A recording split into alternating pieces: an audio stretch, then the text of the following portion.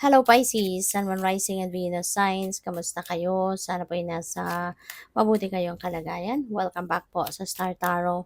At kung bago kayo rito, welcome din po kayo. Please subscribe, like, share my videos, and leave me a comment kung nakaresonate kayo. So, Pisces, sabi dito, present journey into the garden to escape two eternities, the past and the future. Ayan. So, be present. Okay? In the here and now. Wag na kayong wag na ninyong pagtuunan ng pansin na kung ano ang tapos na, kung ano nakaraan na, because that's already behind you, tapos na yon. You have no control over that anymore at wala ka na magagawa dyan. Kasi tapos na nangyari na. So, yun, mas mag-focus ka na ngayon sa kung ano ang meron sa ngayon, ano yung nangyayari sa ngayon, whatever it is that you have right now, focus on that instead. Okay? So, kasi hindi na practical, 'di ba? If you are going to focus on the past and yung future, 'di ba? Parang it's not practical at all. Kasi wala kang control dyan eh. Hindi mo din alam kung anong dadating. You never know what's going to happen next. 'Di ba? Anong mangyayari mamaya, bukas, sa makalawa. We're not sure of that. No? Kaya parang hindi rin practical na dun ka din magfo-focus, 'di ba? At lalo-lalo na yung tapos na, yung nakaraan, that's already behind you. So, wag mo nang pagtuunan ng pansin yon. No? Ang mas maganda, ang mas mahalaga, focus ka sa kung ano ang meron ngayon. Focus ka sa kung ano ang nangyayari sa ngayon because now is the most powerful period sa buhay natin kasi yung ngayon, marami tayong pwedeng gawin. Marami tayong pwedeng mabago sa baguhin ang sitwasyon natin, pagandahin, i-improve, yung gano'n, diba? So we have serenity, value quiet days with only the rustling leaves breaking the silence. So this could be tranquility. Maybe you are seeking for tranquility, for peace and serenity. Maaring ito din yung gusto ninyong ma-experience sa ngayon. Maaring ito din yung kailangan ninyo sa ngayon. Pwedeng ganon. So, give it to yourself. Ibalato mo na yan sa sarili mo. Kasi, minsan kailangan talaga natin ng ganito para makapag-relax din tayo. That is one way also of taking care of yourself. Diba? That is part of the self-care. Kasi kapag na-experience natin yung serenity, yung tranquility, kumbaga, nakakalma tayo. Diba? Nakakalma tayo, nagiging kalmado ka, mas nakakapag-isip ka ng mabuti, mas nakakapag-concentrate ka, yung ganon, 'di ba? So we have bloom and attract more than butterflies. Parang panahon ngayon Pisces ng inyong pag-asenso, pag-progress, pag-prosper ng mga ginagawa ninyo. Kaya maaari na ang iba sa inyo rito is really going to um to thrive. Maaring maraming opportunity din, no, ang dadating sa inyo sa ngayon at ito yung magdadala sa inyo sa tagumpay. Baka ito na yung simula ng inyong pagtatagumpay, no? So, good luck. So, by the way, maraming salamat din for subscribing. And if you haven't subscribed yet, subscribe na kayo. And also, maraming salamat din for not skipping the ads. Malaking bagay po yan sa akin. And also, please click the join button sa baba ng video kung gusto po ninyo na mag-join kayo sa membership. Okay? Salamat. So, we have the temperance. Temperance is about patience. It's about healing. It's about balance. So, maaring yan ang mga ano ninyo sa ngayon. Maaring yan ang mga gagawin ninyo. You're going to make sure siguro na yan ang i-observe ninyo sa buhay sa ngayon.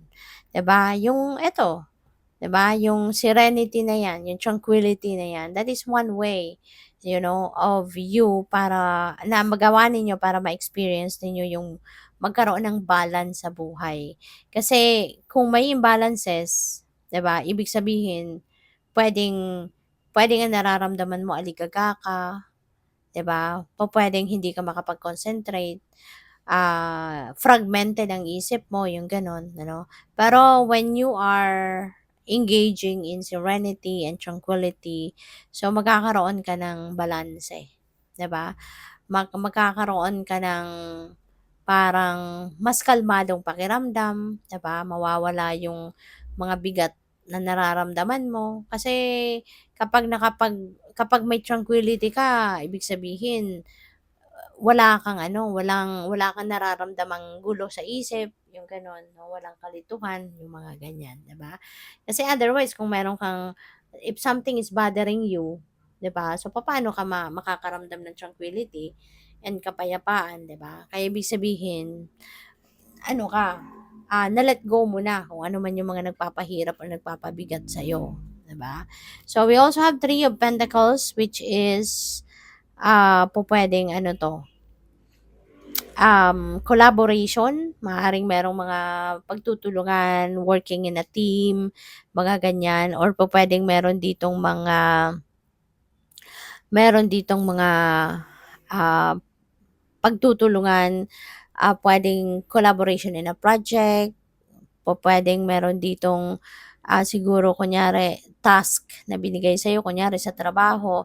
So, hindi lang ikaw 'no, yung aasikaso niyan, maaaring marami kang makakatulong, puwedeng gano'n. Or pupuwedeng personal na bagay ito, personal na endeavor, pero merong mga taong sumusuporta sa'yo, merong mga tumutulong sa'yo, 'di ba, in any way, shape, or form. Kaya ayun, magiging masaya ka, magiging maganda ang sitwasyon nito kasi 'di ba, more than one ang mag-iisip, ang magdidiskarte, kaya sabay-sabay kayong aangat, sabay-sabay kayong, kapag na-accomplish ninyo 'to 'no, pare-parehas kayong aasenso, pare-parehas kayong aangat sa buhay, pare-parehas kayong magtatagumpay, 'di ba? Kasi yung tagumpay mo, tagumpay nila, tagumpay mo din. Kasi nga, you will be helping each other, 'di ba? Yung kanya-kanyang opinyon maaaring magma-matter talaga 'yan sa kung ano man ang pinagdidiskartehan at pinag-uusapan. So, we have the Knight of Swords. There's going to be a lot of thinking na pupuwedeng mangyari dito. Maaaring marami kayong pag-iisipang bagay. Maaaring maraming pagbabago na magaganap dito for some of you, Pisces. Pupuwedeng merong mga changes, sudden changes that are about to happen dito. At yung changes na 'to 'no, mabilis ang transition, maaaring mabilis ang pangyayaring ito, magiging mabilis ang pagbabago, puwedeng gano'n. Kaya kailangan ano kayo 'no, kailangang nakikinig kayo lagi sa iyong intuition kasi, kahit mabilis 'no, yung mga bagay-bagay, kung lagi kayong nakikinig sa iyong intuition, makakasiguro ka pa rin na magiging you will be guided accordingly, 'no? Kaya maaaring less likely dito yung pagkakamali, yung gano'n. Kasi even though hindi ka makakapag-isip masyado, hindi ka makakapagdiskarte masyado, pero 'di ba, magiging ano ka, anong tawag dito, magiging, magiging maganda pa rin ang takbo ng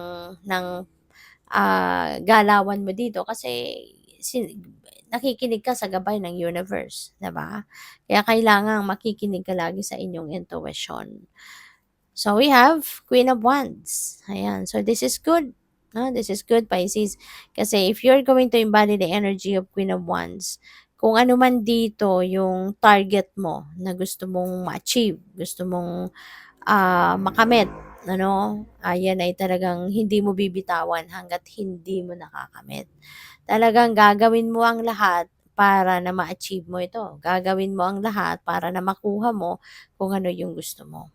So, this is really a beautiful time para sa'yo na magsimula ng something. Kung ano yung gusto mong, kunyari, meron kang pinapangarap na gusto mong makuha, gusto mong ma-achieve ngayon. So, this is the perfect time for you to do that. No? Na habang ang energy ni Queen of Wands ay nandito sa inyong horizon, ibig sabihin nito talagang magmamadali ka na gawin ang mga bagay-bagay na makakatulong sa iyo para ma-achieve mo ang mga bagay na ito na gusto mong ma-achieve.